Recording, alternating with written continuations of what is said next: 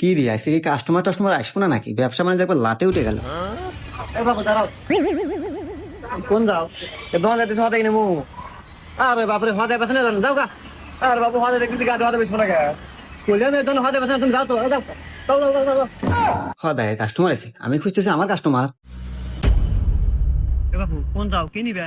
আমি তো এমবি নুমে দোকান থেকে 50 জিবি 1500 মিনিট কয় টিয়া নাও?